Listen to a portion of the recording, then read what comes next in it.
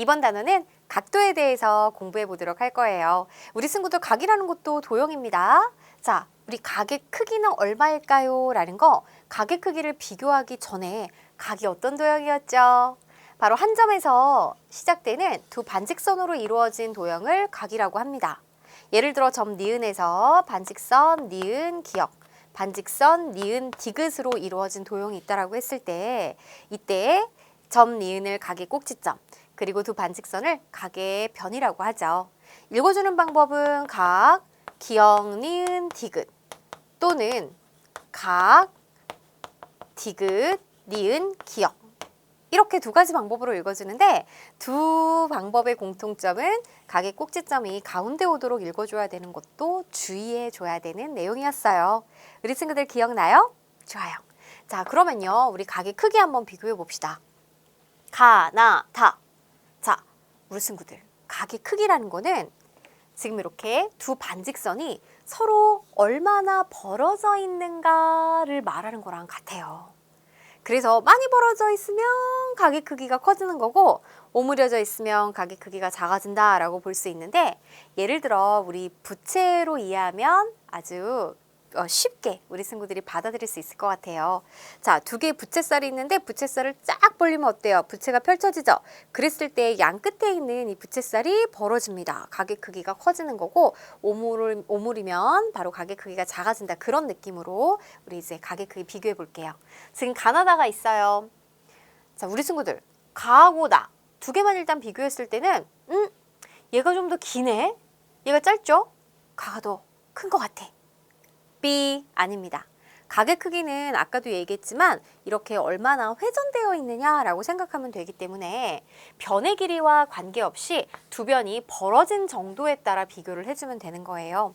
여기서부터 이만큼 이렇게 회전이 됐다면 더 많이 벌어지는 거잖아요. 그래서 각의 크기를 수로 나타내면 비교하기에 더 편리하겠죠. 일단 눈으로 비교하는 거 연습을 하는 겁니다. 그러면 가하고 나하고 길이는 다르지만 어때요? 자, 이렇게 두 반직선이 벌어진 정도가 같기 때문에 두 각의 크기가 같다라고 비교를 합니다. 자, 그 다음에 다하고 비교를 해볼게요. 다는 어때요? 이렇게 두 변이 벌어진 정도랑 이렇게 두 변이 벌어진 정도. 가가 더 많이 벌어졌죠?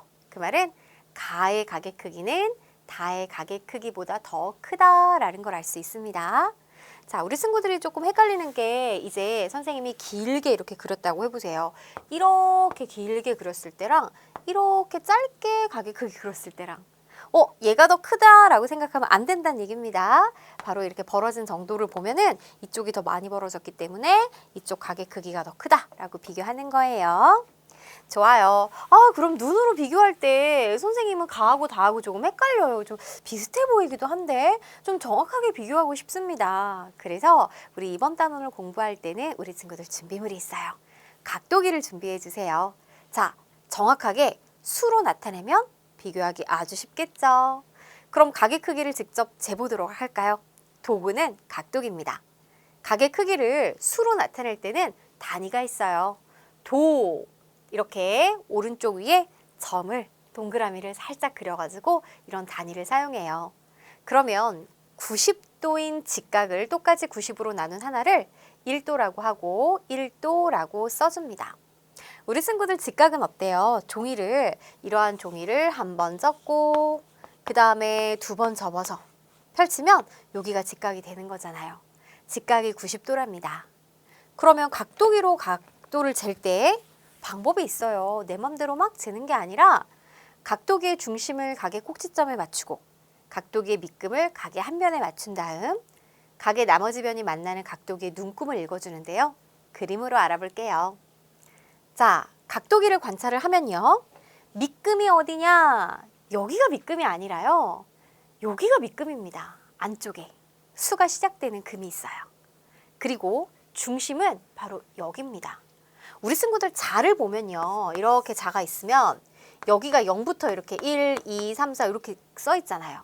그러면 길이를 잴 때 이 자 끝에 맞추지 않죠. 0에 맞추는 거랑 마찬가지예요. 그래서 여기서도 자 끝에 맞추는 게 아니라 밑금에 맞춰야 됩니다. 그럼 일단은 먼저 각의 두 변이 있죠. 자, 다른 색깔로 해볼게요. 각의 두 변 중에 그냥 내가 편안한 변에 각도기의 밑금을 맞추고요. 각도기의 중심하고 각의 그 꼭지점을 맞춥니다. 자, 이게 이제 준비예요, 준비. 그런 다음에 다른 한 변이 가리키는 눈금을 읽어주는데 우리 친구들 각도기를 보면은 안쪽 눈금이 있고 바깥쪽 눈금이 있어요. 그거는 방향에 따라 각도기를 재라 라는 뜻이거든요. 그러면 내가 처음에 준비했던 밑금에 맞췄을 때 그 밑금에 맞춰준 눈금 중에 0도가 시작이 되는 거죠. 그럼 얘는 안쪽 눈금이 0도니까 자, 다른 한 변이 가리키는 안쪽 눈금을 읽어줘야 됩니다. 이거 되게 중요해요. 그러면 여기서 70을 가리키고 있으니까 70도가 되는 거예요. 그래서 각의 한 변이 안쪽 눈금 0에 맞춰져 있기 때문에 안쪽 눈금을 읽어야 되겠고요. 만약에 이러한 각의 크기 재고 싶어요. 내가 방향이 이쪽 방향을 각도기의 밑금하고 맞추는 게 편해요. 그래서 얘를 밑금에 맞추고 각도기 중심 맞춘 다음 자, 바로 바깥쪽 눈금이 0에 맞춰져 있죠. 그러면 다른 한 변이 가리키는 바깥쪽 눈금을 읽어야 되기 때문에 110도다 라고 읽어주면 되겠습니다. 정리할게요. 두 변이 더 많이 벌어져 있을수록 각의 크기가 어떻다? 그렇죠. 크다. 각의 한 변이 바깥쪽 눈금 0에 맞춰져 있으면 어느 쪽 눈금? 다른 한 변이 가리키는 바깥쪽 눈금을 읽어야 한다라는 거 잊지 마세요. 좋아요. 자, 문제. 보기의 각보다 큰 각을 모두 찾아 써보세요 라고 했습니다. 우리 보기는 이만큼 벌어져 있는데요. 얘보다 더 많이 벌어져 있는 것을 찾아주면 되겠죠? 가는 똑같아 보여요. 나 더 많이 벌어져 있죠? 다도 더 많이 벌어져 있어요. 라는 좀 더 좁네요. 덜 벌어져 있습니다. 따라서 보다 큰 각은 나와 다가 되는 걸 알 수 있습니다. 자, 우리는 주어진 각의 크기를 각도기로 직접 재어서 몇 도다 라는 거 알아볼 수 있었어요. 그러면 우리가 직접 각을 그려낼 수도 있어야 되겠죠? 각은 어떻게 그릴까요? 자, 크기가 주어진 각을 그려보는 연습부터 해볼게요. 예를 들어 50도인 각을 그려보세요. 50도인 각 기역 니은 디귿을 그려보세요 라고 했을 때 각을 읽어줄 때 순서가 있었어요. 바로 가운데 오는 니은이 각의 꼭지점이었잖아요. 아, 그렇다면 바로 점 니은을 시작점으로 해서 두 반직선으로 이루어진 각을 그려줘야 됩니다. 자, 어쨌든 각은 두 변을 갖고 있고 내가 기준이 되는 한 변을 그려야 되기 때문에 자, 첫째, 자를 이용하여 각의 한 변 니은 디귿을 먼저 그려보도록 하죠. 여기에서 점 니은이 각의 꼭지점이라는 거 잊지 말고요. 둘째, 각도기의 중심하고 각의 꼭지점 니은을 맞춰주고요. 각도기의 밑금과 각의 한 변 니은 디귿을 맞춰줍니다. 이게 준비예요. 중심 안 맞고요. 밑금 안 맞추면 잘못 그려집니다. 되게 중요해요. 자, 그래서 이렇게 맞춰준 다음에 우리가 안쪽 눈금 0에 맞춰줬으니 안쪽 눈금에서 50도가 되는 걸 찾아야 됩니다. 셋째, 각도기의 밑금에서 시작하여 각도가 50도가 되는 눈금에 점 기역을 콩 찍어주고 넷째, 각도기를 떼고 자를 이용하여 변 기역 니은을 그어 각도가 50도인 각 기역 니은 디귿을 완성해주면 되겠어요. 자, 이렇게 예쁘게 그려봤습니다. 자, 이때 우리 점 니은이 각의 꼭지점이 되도록 그리는 거 잊지 않았죠? 좋아요. 자, 그럼 문제.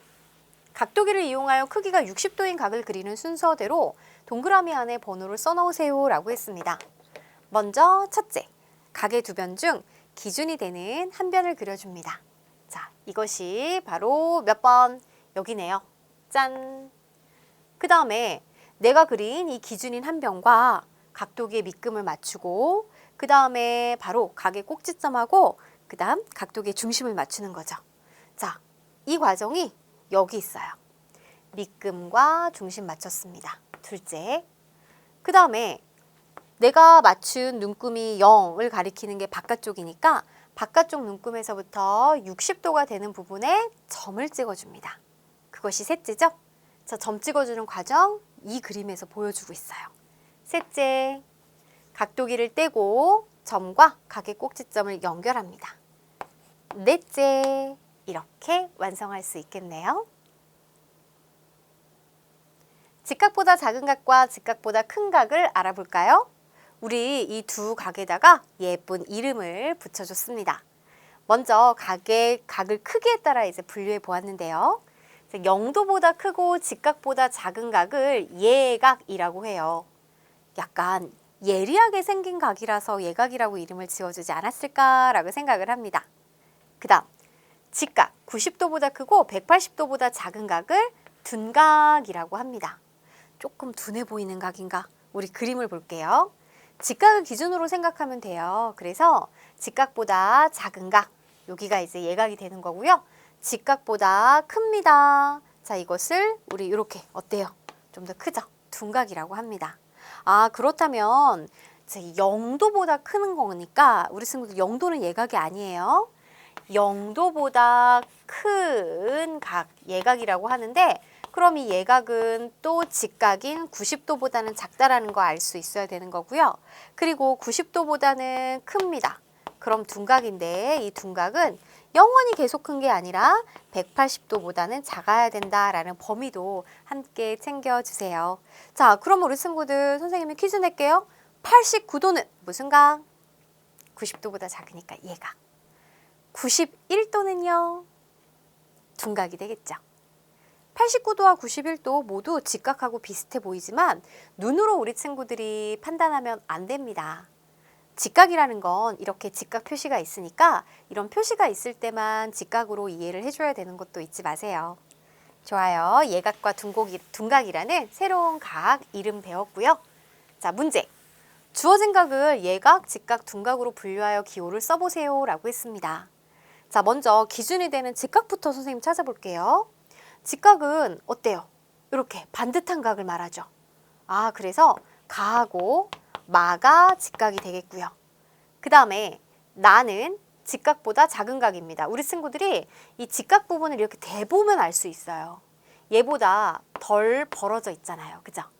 그렇기 때문에 나는 예각이 되겠고 다는 자, 직각을 기준으로 본다면 직각보다 더 많이 벌어져 있습니다.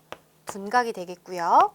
라는 직각보다 덜 벌어져 있죠. 그래서 예각. 반은 자, 직각을 기준으로 더 많이 벌어져 있습니다. 그래서 둔각이 되는 걸 알 수 있어요. 우리 친구들이 예각은 뭐 이쪽으로만 생각하지 말고 얼마든지 방향은 벌어진 방향은 달라질 수 있습니다. 이렇게도 예각이 되는 거고요. 반대도 이렇게도 예각이 되는 거예요. 둔각도 마찬가지죠. 자, 이렇게만 둔각이 아니라 이렇게도 둔각이 될 수 있고요. 아니면 이렇게도 둔각이 이쪽으로 될 수 있다라는 걸 알 수 있습니다. 선생님 그러면은 얘는요. 얘를 둔각이라고 하면 이쪽 각은요. 우리가 이렇게 각을 그리면 각이 이렇게 두 개가 보이기는 해요. 하지만은 작은 쪽을 기준으로 생각하면 된다라는 것도 잊지 마세요.